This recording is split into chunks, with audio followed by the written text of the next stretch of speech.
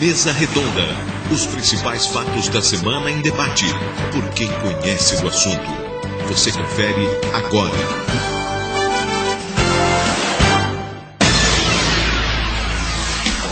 Embora pareça distante da nossa realidade, o tráfico de animais silvestres está mais presente do que acreditamos.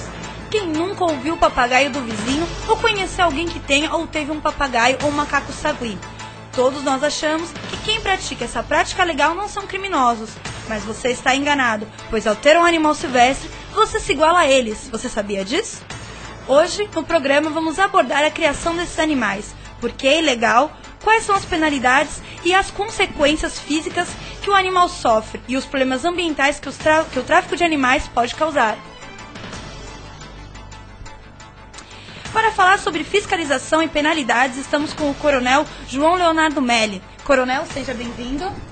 Eu que agradeço a oportunidade da participação e vamos bater o nosso papo. Obrigado. Também está presente o veterinário Marco Antônio Belmonte. Seja bem-vindo, Marco. Obrigado. Também é um prazer estar aqui e falar num tema tão importante como esse, né? Obrigado. O comércio ilegal movimenta anualmente de 10 a 20 milhões de dólares pelo mundo todo. O Brasil contribui com cerca de 15% desse total. Essa é considerada a terceira maior atividade ilícita do mundo, depois do tráfico de armas e de drogas. Bom, Coronel Melli, para nós leigos que ficamos perdidos ou até não sabemos como o tráfico de animal funciona, como pode ser definido esse tipo de prática ilegal? Eu acho que é importante, em primeiro lugar, voltar um pouco na história, porque o homem sempre se relacionou com animais. Isso é uma coisa que o ser humano faz há milênios. Essa relação, em alguns momentos, é uma relação de afetividade, em outros momentos uma relação de disputa, disputando territórios, alimentos, etc. Mas ao longo da história, o homem ele passou a domesticar alguns animais que eram selvagens, mas que lhe forneciam proteína animal. E essa ação humana, ou de afetividade, ou às vezes de agressividade, caçando um animal para ter proteína animal, para ter alimentos, passaram a fazer parte do planeta e da vida. Ou seja, todos nós, ou a grande maioria de nós hoje, vai se alimentar de um animal que, para chegar à nossa mesa e nos dar a proteína, nos dar a vida, foi abatido. Qual é o problema do tráfico de animais? O problema do tráfico de animais é que vai se buscar por animais, usando dessa afetividade que a população tem, para tirá-los de um ambiente onde eles têm um papel biológico, um papel dentro do sistema que ele está, com grandes prejuízos. Mas nós também não podemos perder de vista que o ser humano hoje, antes mesmo de traficar os animais, ele assassina milhares de animais, tirando o habitat desse animal. Então, o que a população precisa ser orientada não é apenas para não comprar esse animal de forma clandestina, mas é também para respeitar e contribuir de alguma forma com a preservação dos ambientes onde esses animais se encontram, para que haja um desenvolvimento harmônico, para que esse papel que eles fazem na natureza, dispersando sementes, dando sustentação para que essas sementes gerem novas plantas, estabilizem as florestas, etc. Esse papel é importante. E é claro, sem perder de vista que, como você falou do tráfico de entorpecente, se você tiver o comprador, você vai ter quem se estimule a buscar essa clandestinidade. Então, acho que isso passa por um papel educacional. O Brasil evoluiu muito nos últimos tempos devido à legislação que ela tem. Nós, inclusive, hoje estamos tendo animais silvestres regulamentados, legalmente criados para atender afetivamente as pessoas. Só que, se nós observarmos a relação humana com os animais, basta contar o número de pet shops que nós temos hoje, e pessoas às vezes estão até preferindo não ter filhos a ter animais de estimação.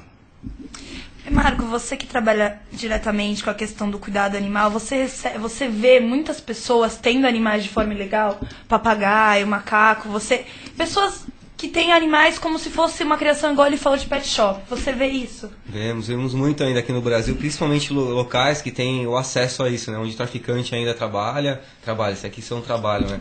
Onde o traficante ainda está vendendo os animais, e principalmente assim, cidades do litoral e do interior de São Paulo. As grandes cidades melhorou um pouco. Coronel, deixa eu fazer uma pergunta para o senhor. Um exemplo, se eu tenho um papagaio, eu vou me igualar perante a lei a uma pessoa que também pratica um tráfico internacional? A pessoa cai no mesmo artigo, na mesma lei?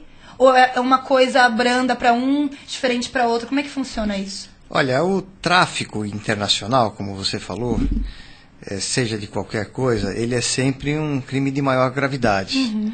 Quando você fala de traficar internacionalmente animais, você está falando de uma biopirataria, ou seja, o tráfico internacional de animais ou de plantas, elas são muito importantes porque esses animais, eles são traficados para quê?